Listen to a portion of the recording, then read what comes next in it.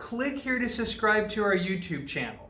Hi, I'm Roy with the Resource Center, and I'm coming to you today with another hot tip about our Social Security claim.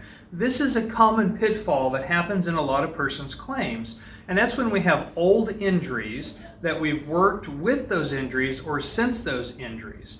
And what happens here a lot of times is that folks will talk about a knee injury from when they were playing football or were a cheerleader or playing volleyball or whatever the case may be. They've worked afterwards, but when you go into a hearing with an administrative law judge, you talk about knee pain, and the judge says, well, what's the source? When's the beginning of that pain? And you point to something years and years and years ago.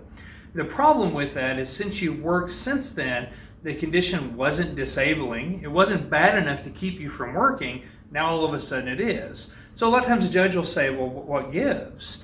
And so it's real important when we talk about old injuries that we're able to kind of give a longitudinal view of those, where we're able to talk with the judge and say, look, I had this initial injury, it's gotten worse as I've aged, there's been progression, there's arthritis, things have gotten worse. We don't want the condition to look static as it was when you were a kid, because obviously that wasn't disabling at the time.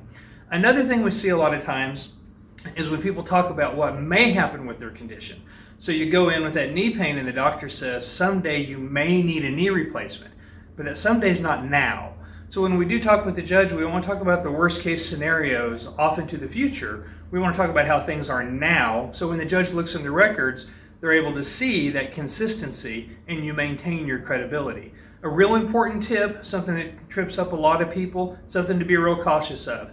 If you have other questions about disability or want to talk to somebody about the value of your claim, please feel free to give me a call, 417-882-1800, or you can check out our website at yourdisabilityrep.com. I want to be your disability rep.